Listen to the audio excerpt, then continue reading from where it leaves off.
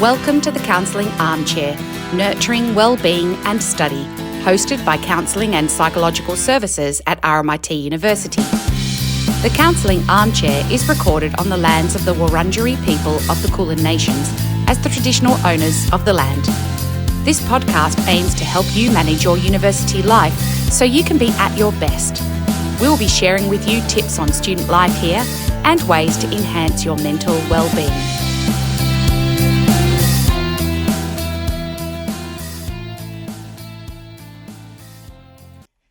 Before we begin, this episode discusses suicide and self-injury. If this feels too close or distressing right now, please take care of yourself and feel free to press pause and come back when you're ready. Welcome back to the Counselling Armchair, Nurturing Your Wellbeing and Study. Today's episode is a deeply important one. We'll be talking about suicidal thoughts and self-harm, what they are, why they happen, and how we can support ourselves or someone we care about. Suicidal thoughts and self-harm are very common experiences and topics that we frequently talk about in counselling at RMIT. It can feel taboo to talk about it, but it is important to bring it out in the open so we all know that we're not alone and that things can get better. On an important note, if you or someone you know is struggling with suicidal thoughts or self-harm, please know that support is available in Australia 24 hours a day. For RMIT students, you can call Urgent Mental Health Support on 1300 305 737 or text 0488 884 162. You can also call Lifeline on 13 11 14 or Beyond Blue on 1300 22 4636. And for young people aged between 5 and 25, you can call Kids Helpline on 1800 55 1800. You can also reach out to a GP, university counselling service, or a trusted mental health professional. We want you to know that you're not alone. There is support and there is hope. For this conversation, we'd like to welcome Kelsi Bartzis to the Counselling Armchair. It's so great to have you with us today. Can you start with telling us a bit about yourself, Kelsi? Hi, Elizabeth and Melissa. Thank you for having me on the podcast today. And hello, everyone listening. I'm a provisional psychologist, currently in my final year of training, doing placement at the RMIT Counselling and Psychological Services. As Melissa mentioned, today's episode covers some important and often difficult topics around suicide and self-harm. Thank you for tuning in. I hope what we talk about today helps you feel less alone and reminds you that support is available. Yeah, absolutely, Kelsi, and welcome to the podcast. We're really thrilled to have you here. And as you've both said, it's such an important topic to put in the sunlight and for us to reflect on together. So let's start with some questions around suicidal thoughts, Kelsi. Why do they happen? Why do people experience suicidal thoughts? And what might lead someone to maybe act on those thoughts? Yeah, good question. Suicidal thoughts often come from feeling deeply overwhelmed, hopeless, or alone. They can be linked to mental health challenges like depression or anxiety, and/or stressful life events, including past trauma, physical illness, poor living conditions, drug and alcohol abuse or impairment, a breakup, or bullying. Sometimes it's not just one thing, but a mix that builds up over time. Yeah, I think that's a really good point. Like, so many sort of really stressful things can happen in life, and it just might cause someone to feel like that there's no other option. Yeah, and suicidal ideation can occur and not necessarily be dangerous. Good point. Yeah. So this means that a person may not plan to act on the thoughts. It can represent a normal problem-solving exercise that our brain does, as long as the solution is quickly discarded. That's the important bit, right? Yeah. Yeah, so it's something that can just be considered, but it's like, okay, but there are other solutions. Yeah. I think that it's probably true to say that almost every person has at one time or another had a thought like that into their mind. It's all too hard. Maybe it'd be better if I wasn't here kind of thing. But then, it's quickly dismissed, or you realize that it's not something you would take seriously or seriously consider doing. It's usually just an expression of how distressed or overwhelmed you're feeling, that's kind of like a natural thought that can come to mind. Yeah. That's how I look at it anyway. Yeah. Yeah, that's so right. And some things can make it more likely for someone to act on these thoughts. So this could be like feeling like a burden, using drugs or alcohol, having a clear plan, or seeming suddenly calm after a rough patch. So it could be quite unexpected for some people. Yeah. I think the scary thing about that, I guess, is that for those around you, like your loved ones, that might observe that in someone like seemingly calm or feeling better, you might think that things are better, so you feel hopeful that the person's out of the dark, but it may not actually be. It might mean the opposite. Yeah, definitely something to look out for. And having these risk factors doesn't mean someone will try to end their life, but it does mean that they may need more care and support. So talking to someone early can really help them feel less alone and find a way through. Yeah, definitely. Can you talk about the difference between suicidal thoughts and actually wanting to die? You just touched on it there, and I think it might be important for us to differentiate that. Yeah, for sure. Sometimes people can have suicidal thoughts because they feel really overwhelmed or want to escape, but that doesn't really mean they actually want to die. It's more about how hard things feel in the moment. So having the thoughts doesn't mean that they actually intend to act on their thoughts. A lot of healthy people experience suicidal ideation that is not necessarily dangerous. And like I said before, it can represent a normal problem-solving exercise that our brain does. But even if someone doesn't intend to follow through on the thoughts, having these thoughts shows that they are suffering and they need support. Talking to someone and asking for help can make a big difference and help find better ways to cope. Yeah. And I think that's a point that we're probably going to reiterate multiple times in our conversation today, because it's such an important message. Yeah. The message that, we definitely want people to get from the episode today is that it can really make a difference to talk to someone. And I think we've all worked with clients who've been experiencing these thoughts, and in talking with us have gotten to them, got them to a point where they can feel hopeful and feel like there are things to live for and to feel better. Everyone wants to feel better. And I think we just really want to bring home today that it is possible, very possible, to feel better if you get some support. Yeah. Yeah. And I think a lot of people find that the thoughts themselves can be a bit scary. Of course. And talking about them maybe takes a bit of the scariness out of them, especially if, the person they're talking to responds really well, really understanding, validating that. So that's such a good point. Yeah. I think sometimes things in your own mind can feel a lot bigger. And then when you put it out into the world and, you share it with someone, you can kind of feel less alone with it. It feels less daunting. And just being able to be honest about having these sorts of thoughts is so empowering, because then you can problem solve. Then you can go, what are we going to do about it? How are we going to stay safe? And rather than feeling completely overwhelmed. And Kelsi, you mentioned earlier when we were talking that, some signs that people might notice in loved ones, people they care about, that might indicate that they're struggling with this sort of thing. If we can go into that a little bit more, how can you tell if someone, or maybe even how can you tell within yourself if this thought is not just a fleeting thought that you're having, but something that should be addressed? Yeah, how can you tell if someone's struggling with suicidal thoughts, and when is it time to reach out for maybe some professional help? Yeah, great questions. Sometimes the signs are clear, like talking about wanting to die, saying things like, I can't do this anymore, or everyone would be better off without me, or pulling away from friends and things you used to enjoy.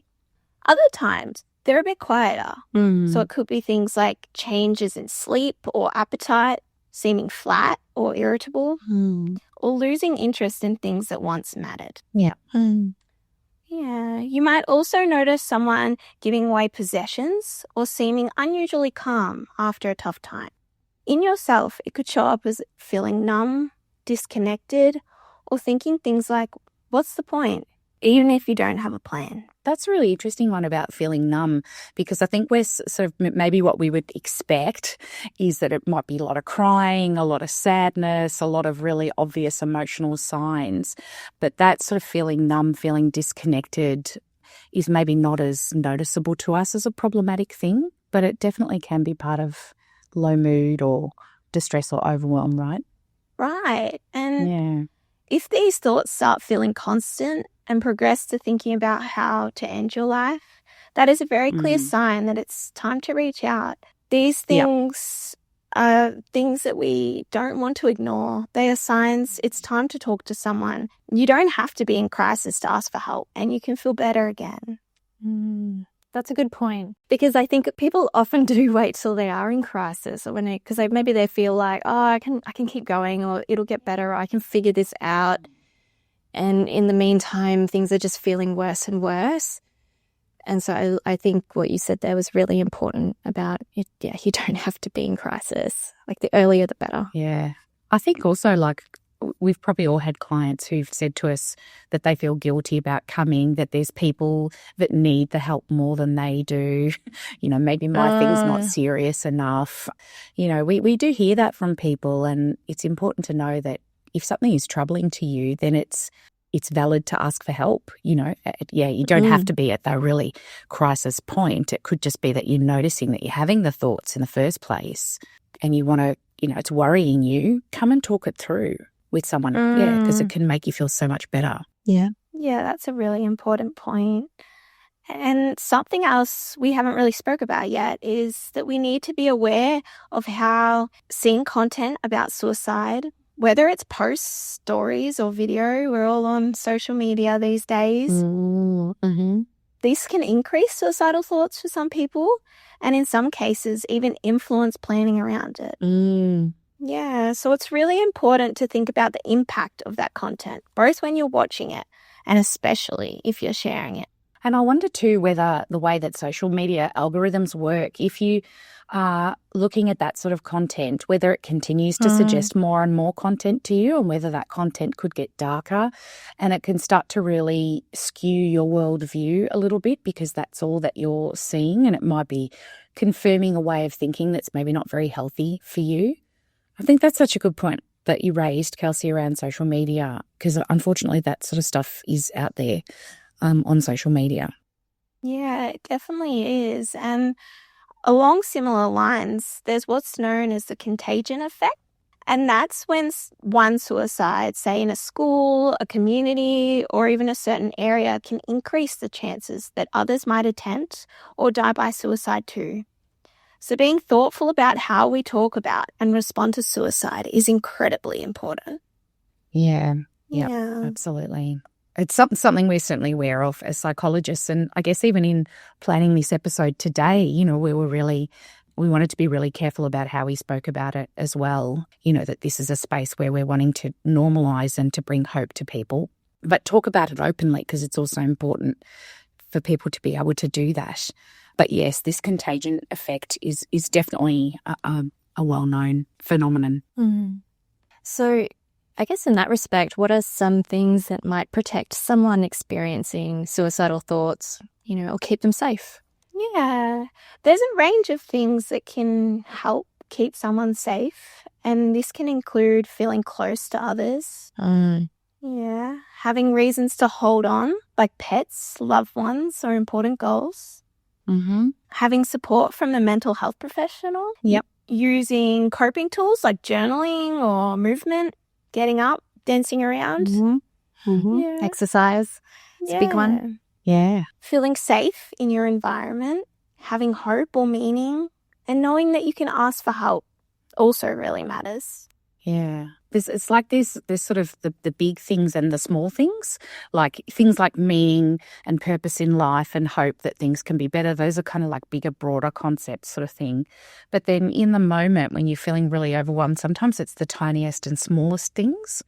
You know, I remember working with someone once who said that when she was feeling really, really overwhelmed, she used to just say to herself, I'm going to paint my nails, and by the time I get to the 10th finger, I'm going to check in with myself about how I feel by the 10th finger. And she said oftentimes by the time she got to the 10th finger, something had eased up, like there was a sense of like, oh, okay, and it's such a normal, ordinary thing to do, painting your nails.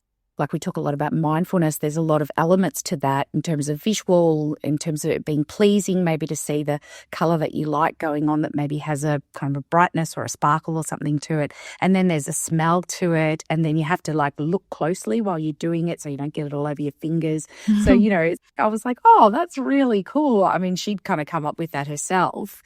That's such a great idea. Yeah. I really like that because I feel like I know people think of, self-care, get a massage, have a spa, like it can be a little bit surface level in a lot of ways, but yes. I do think that was an act of self-care as well in terms of, I'm going to do something for me because I feel like I have value, and so that's a really lovely example, Liz. And like readily available, right? Because the idea of going and getting a massage involves going somewhere. Yeah, paying a lot of money. Paying money. Like, there might be a lot of barriers to stop you from doing those things.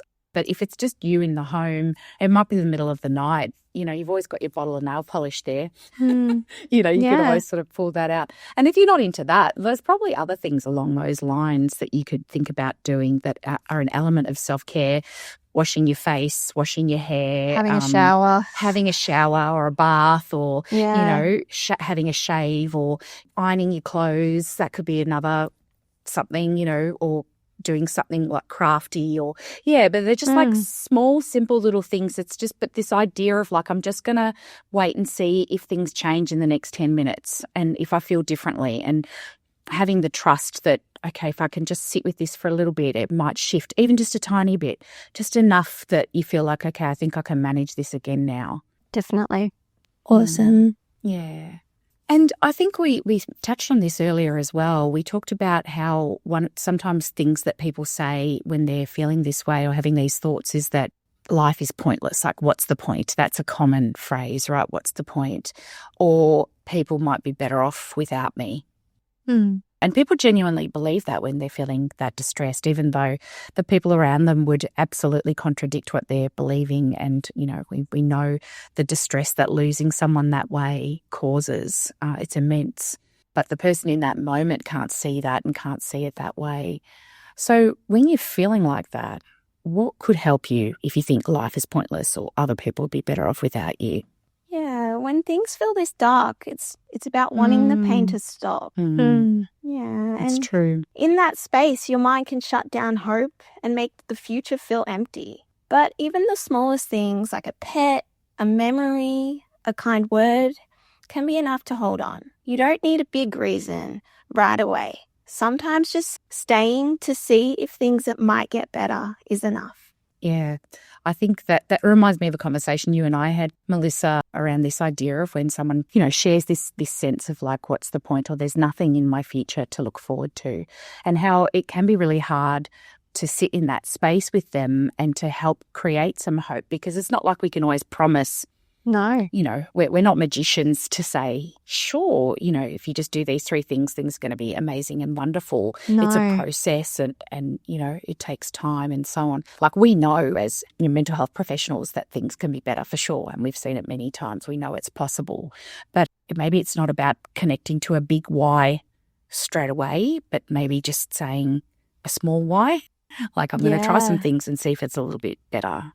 Yeah. And like you said, I think even just like you said, the 10 minutes, like waiting 10 minutes and then maybe wait another 10 minutes.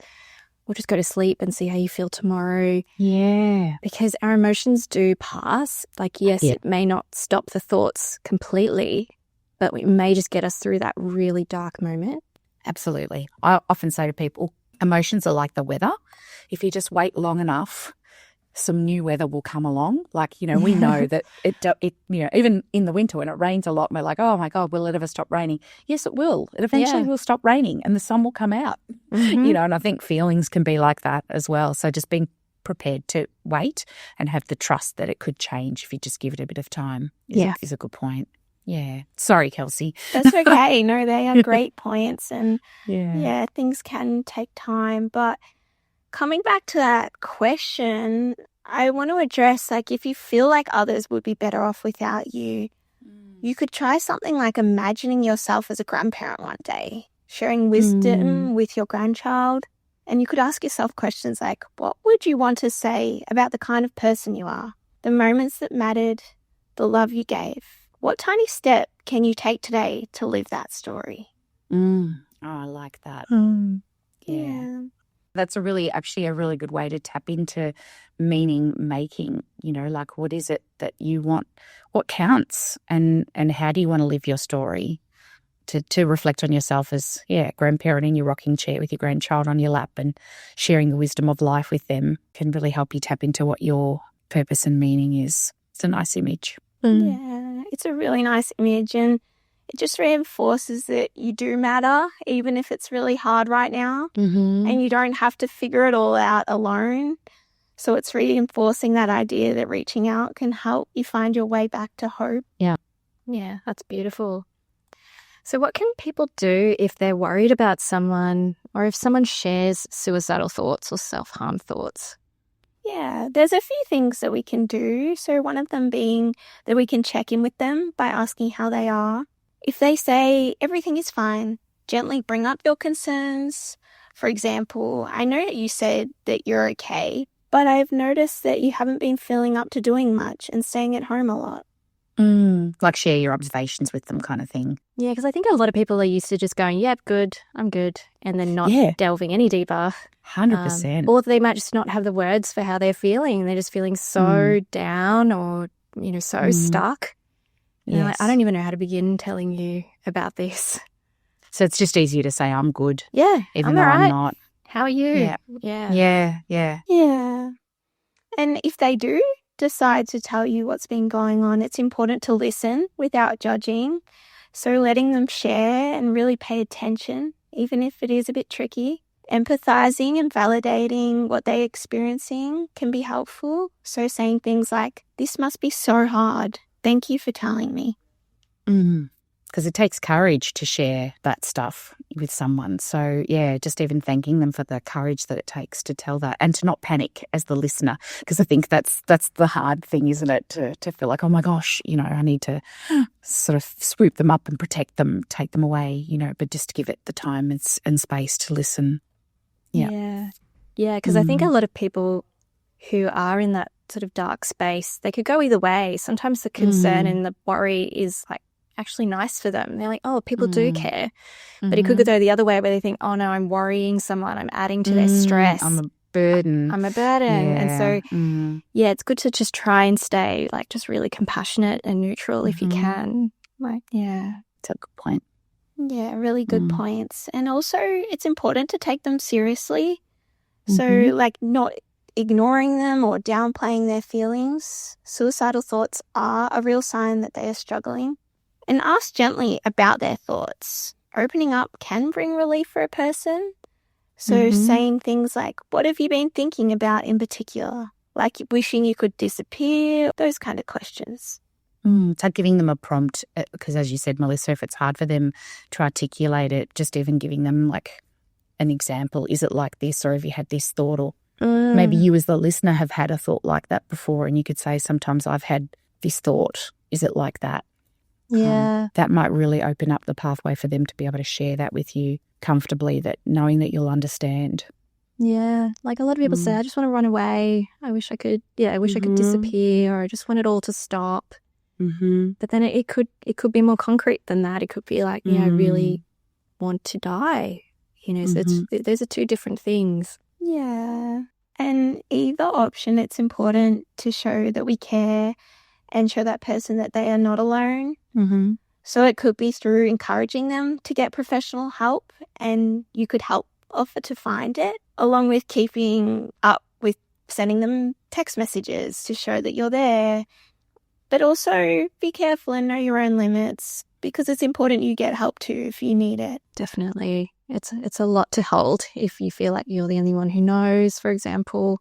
Yeah, exactly. I think we have sort of certainly worked with clients who have been in a situation of trying to support someone with this, where they sort of become the only person that person can open up to, and then it feels really scary and stressful for them because they want to make sure that they're doing the right thing and looking after that person, but it starts feeling overwhelming, like it's too much. Yeah, overwhelming. And I think that at that point to bring more people into the care circle is always better anyway. It's always better if it's not just one person. Mm-hmm. Yeah.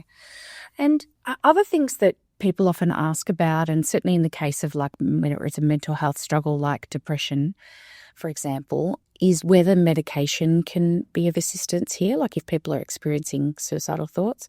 So can it be helpful? And how does therapy as well, like we've talked a bit about, getting help, and obviously explaining therapy in, 2 seconds is not going to be possible, but just give maybe our listeners a bit of an idea about how medication and or therapy can be helpful for someone dealing with this kind of thing. Yeah, of course. Medication isn't a cure, but it can ease symptoms like deep sadness, anxiety, or overwhelming feelings, making it easier to cope. It helps clear your mind so you can start engaging with life. I once heard someone describe it as getting out of the pit of despair, that like before they took medication, they just felt like nothing was possible. It was too hard and they couldn't do any of the things that might make them feel better because they just felt like they were in a heap on the floor and they just didn't even have the energy to stand up kind of thing. But once they went on medication, it's like they were lifted out of the pit of despair. It wasn't like a happy pill or they didn't suddenly feel like a different person or anything like that. They were still them and they still had their worries and they still had their challenges, but it's just that things felt more possible. And I always thought that was such a good description because when things feel more possible, then yeah, you can make better use of therapy. You can do the things that like maybe connecting with people or getting outside or being, doing mindful activities or the things that we know can make people feel better. You actually have the capacity to do it. So I think it doesn't go all the way, maybe medication in getting, making everything better, but it just gives you that pick me up to allow you to maybe make the changes. I always thought that was a good description of it. Yeah, I agree. And while we know that it can be helpful for people, medication can have negative side effects or no effect at all. So it is important to work closely with your doctor when you're starting medication and finding out what works for you. Definitely. It might be a bit of trial and error sometimes, finding the right one. Yeah. Yeah, definitely. Research shows that the best treatment is a combination of medication and therapy, as well as support from people who care about you. In terms of how therapy can be helpful, firstly, you have a safe, judgment-free space to talk about your feelings. It helps you understand what's behind your thoughts and teaches you skills to manage the stress and strong emotions.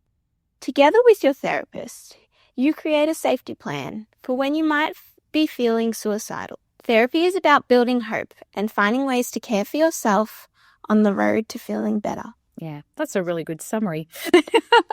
Yeah. I think the safety planning aspect is a really good one as well, because it's knowing that someone is sort of with you on the journey and you can kind of work together on coming up with what might work for you. It might be actually a good time to mention that there are some apps around where you can do safety planning as well. And you don't need to see a therapist to use them. You can just do it yourself. But Beyond Now, which is a safety planning app that is created by Beyond Blue, is a really good option. And you basically kind of input into it things that you can do when you start feeling that way. And it might be things like we mentioned before, like painting your nails or calling a friend or going outside or having a nap.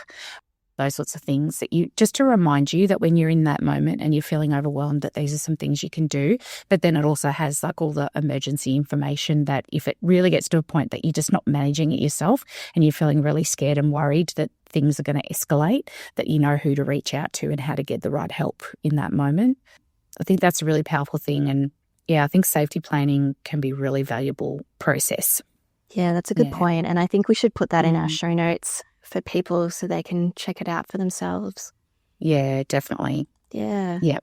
So we haven't touched on self-harm much yet. So I was curious, Kelsi, can you tell us about the link between self-harm and suicidal thoughts? Yeah. Well, firstly, maybe I'll start with some definitions. So self-harm means intentionally hurting yourself, like cutting or burning, usually to cope with strong feelings or stress, not because you want to die.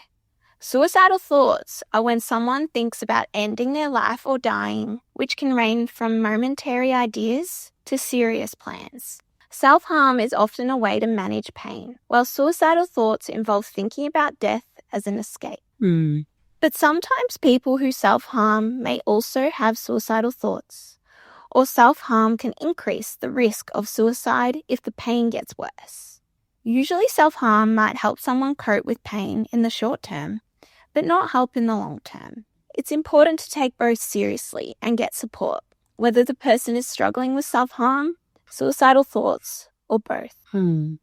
That's a really good clarification, and I think that they can absolutely be connected, related to each other. But yeah, the other term that we sometimes use in our profession is to refer to self-harming as non-suicidal self-injury, with that idea of like it's usually not done with the intent of trying to die, but it is a way of managing overwhelming feelings that feel hard to manage. But it doesn't mean that you can't be doing both, both of those things. Yeah. Yeah. Yeah. And how common is that, Kelsi? How common is it to experience, both suicidal thoughts and engaging in self-harm? Suicidal thoughts are more common than many people realize and are not isolated to just mental health challenges. Yeah, studies suggest that about 1 in 5 adults may experience them at some point in their lives. Yeah, that's a significant statistic when you think about how many people there are in the world. Definitely. Yeah. It's a lot more common than people might realise.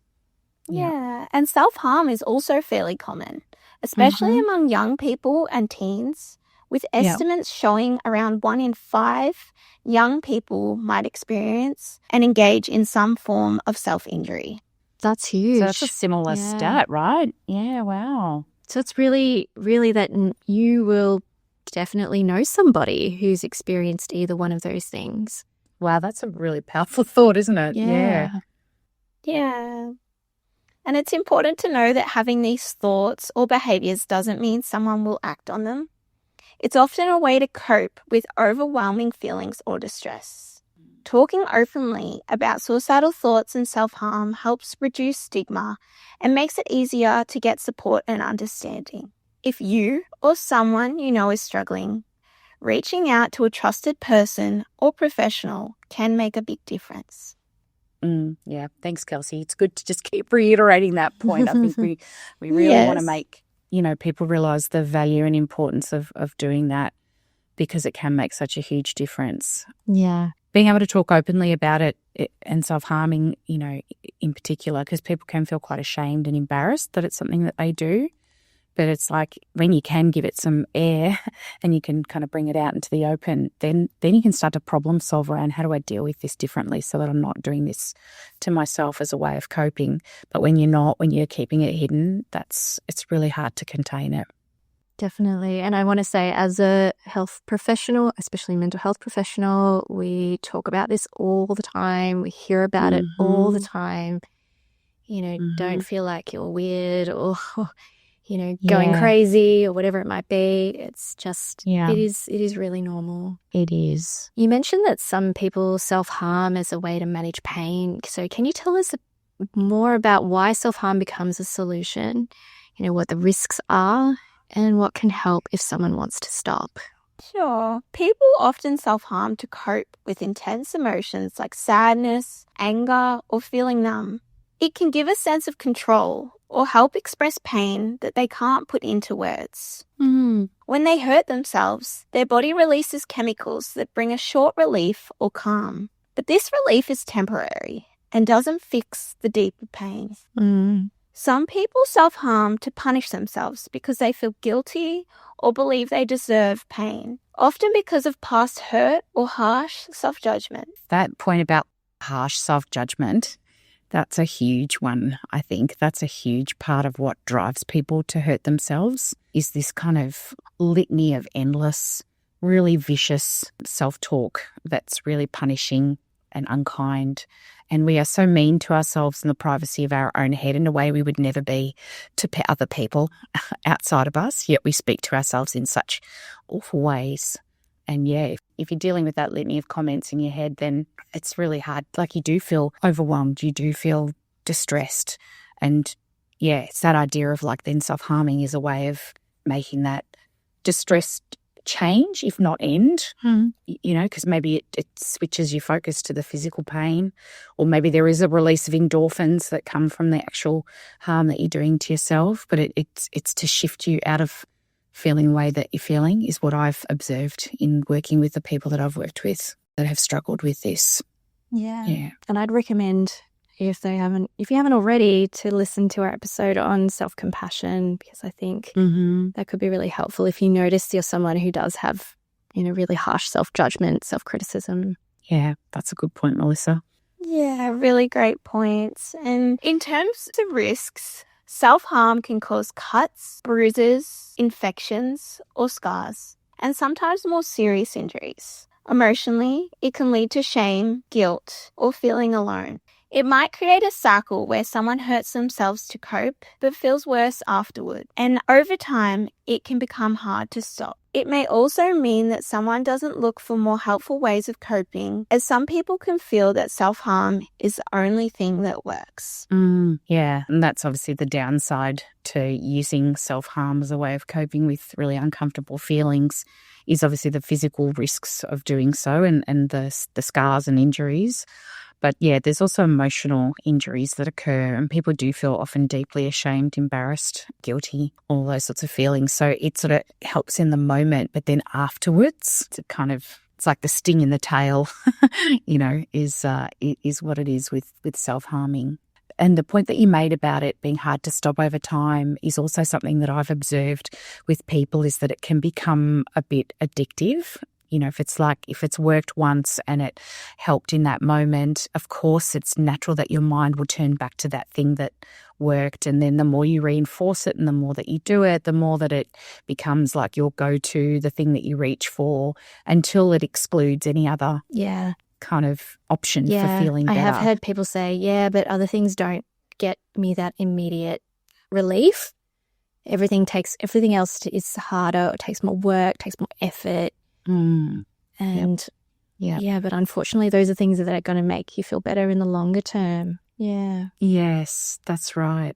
So persevering with the other things is really important to kind of break that cycle of addiction, for want of a better word. Yeah, I remember working with someone once where we talked about that urge to self-harm, and we kind of personified it and we gave it a name, and we talked about like just being in the room with that person, that part of you that wants to hurt yourself, without necessarily having to respond to it or, connect with it, but just know that it's there.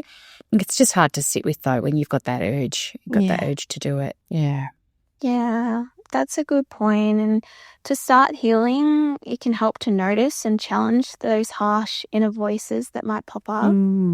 And treat yourself with kindness, and try self-soothing activities like holding something soft or breathing exercises instead of self-harm. Healing takes time, but support and change are always possible. Yeah, absolutely. And other things that I often suggest to people, and maybe we're going to touch on it a bit later, but you can use other ways of creating a sharp or a painful sensation that aren't going to leave scars or wounds on your body and that aren't going to be as risky.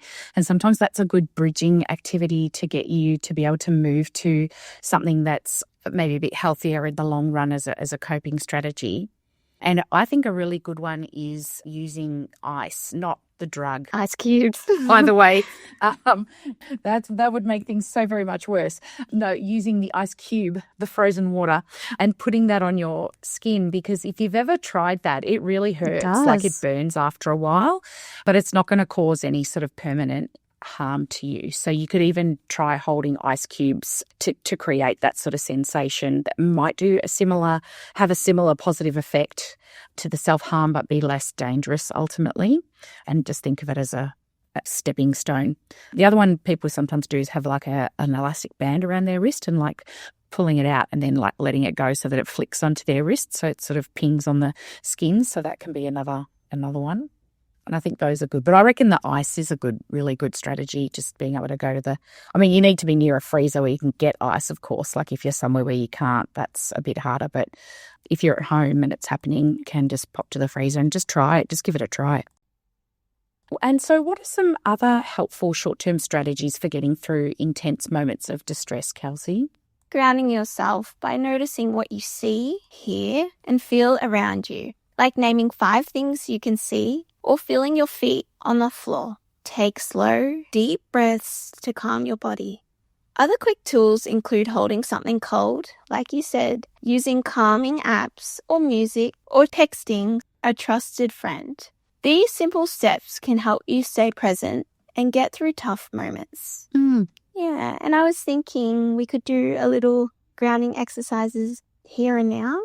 I love it. And I might just say, when we've ever done exercises in our episodes before, because of course people we know listen when they're doing other things. And if you are driving in the car, do not do the grounding exercise. That means you have to take your eyes off the road, maybe stop, pull over and do the grounding exercise. I'd just like to say that, just a bit of a safety message there, so that we're all kind of safe. But yeah, I would love that, Kelsi, if you can guide us through a grounding exercise so people know what we're talking about when we're referring to grounding. Yeah, that is a great point.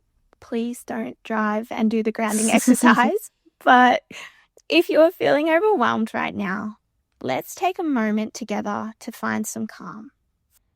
First, let's focus on your breathing. Breathe in slowly through your nose. 1, 2, 3, 4. Hold that breath gently. 1, 2. Now breathe out slowly through your mouth. 1, 2, 3, 4, 5, 6. Let's do that 2 more times. Breathe in slowly through your nose. 1, 2, 3, 4. Hold that breath gently. 1, 2. Now breathe out slowly through your mouth. 1, 2, 3, 4, 5, 6.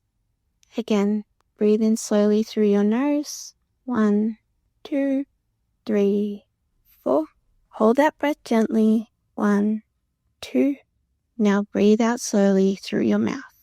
1, 2, 3, 4, 5, 6. Now, look around you and notice 5 things that you can see. Maybe it's a clock on the wall, a plant, a picture, your shoes, or the sky outside your window. Next, listen carefully and notice 4 sounds that you can hear right now. It might be birds singing, the hum of a fan, your own breathing, or distant traffic. Now, reach out and find 3 things that you can touch. Feel their texture or temperature, the smoothness of a table, the fabric of your clothes, or the warmth of your hands. Finally, move your body gently. Wiggle your fingers or toes. Stretch your arms slowly. Or roll your shoulders. Feel yourself reconnecting with your body. Take 1 more deep breath in and out. Remember, you are here. You are safe. Thanks, Kelsi. That was so good. I did it with you and I feel very centered. It was so nice to just slow down, actually. I think that's what I noticed the most. I feel like we're always kind of going, our thoughts are going, and yeah, it was really nice to just slow down for a moment. So thank you. Thank you for doing it with me and everyone else that tuned in. So, we've been talking about, asking for help and offering help, but maybe we could talk about why do people hesitate to ask for help and how can we change that? Many people don't ask for help because they worry about being judged or seen as weak. So this might be stigma around talking about these things. They might also feel scared about opening up or don't know where to turn. That's why having safe, non-judgmental spaces and people to talk to is so important. And sharing stories of hope and recovery can help you feel less alone. And what would that recovery or improvement look like? For example, does it mean like never having suicidal thoughts ever again? Yeah, what can people expect when things start getting better? Yeah, recovery isn't about never having tough thoughts, but learning how to manage them. It means building strength to face difficult moments without hurting yourself. Yeah, over time, the thoughts usually become less frequent and less intense. It's about finding ways to enjoy life again and feeling more hopeful about the future. And what we know is that recovery is a journey with ups and downs, and being kind to yourself matters the most. Yeah, that's a really great point. And I think, maybe what you're also speaking to there for me, that, in terms of what came up for me is around just building confidence in themselves again, sort of feeling like, oh, I can deal with hard things and I can overcome hard things. And it doesn't mean that, there won't be more hard things to come, but maybe I'll be able to face them. So yeah, really good point. So how can someone build hope when struggling? Building hope often starts with small, gentle steps. Look for little things like a warm cup of coffee, a friendly smile, a deep breath. They remind you there's still good around. Set tiny goals like getting out of bed, going for a short walk, or texting a friend.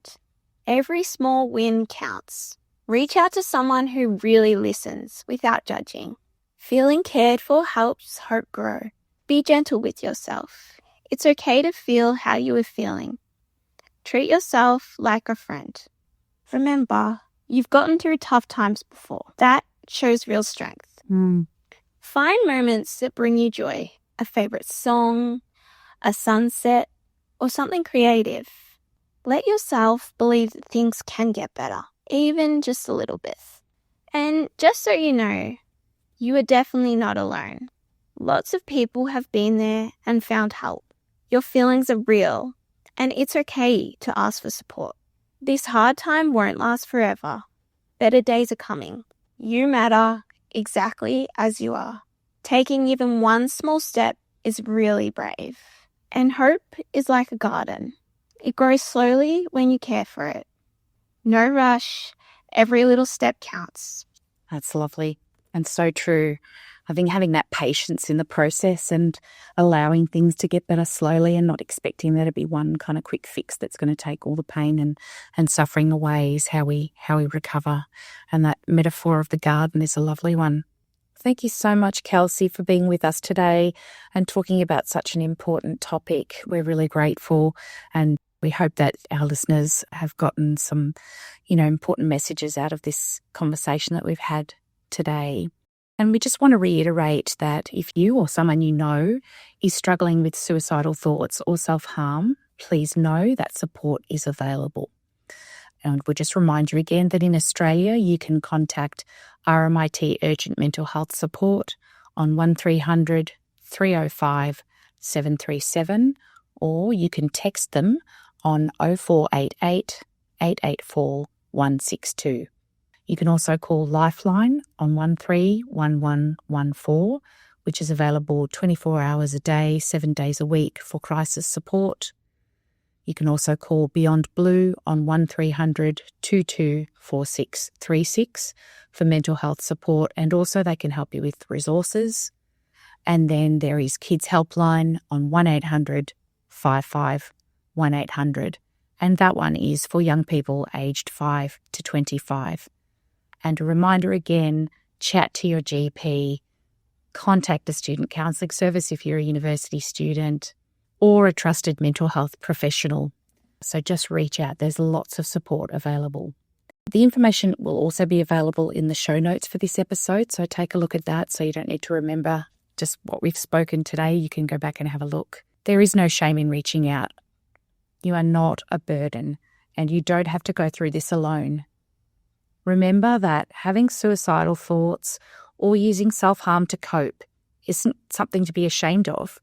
It's just a sign that all is not well in your life. But the solution does not have to be acting on these thoughts, but rather seeing it as a catalyst to make change. If today's episode brought up strong feelings for you, please take the time to look after yourself. Connect with someone who you feel safe with. Maybe go back and listen to the grounding exercise that Kelsi did with us today. Do something that will make you feel calm. And we'll be back soon with another episode. But for now, take care and be gentle with yourself. Goodbye for now. Thanks for joining us today on the Counselling Armchair, Nurturing Wellbeing and Study. We hope you enjoyed today's episode and learned a useful thing or two. Have a great week, and just remember that life can be amazing. See you next time. Isn't life so amazing? Sometimes it can get crazy, but hey, that's okay. We've got another day to make mistakes and say sorry. There's no sense in our worry, 'cause all we can do is try our best to make it through with love.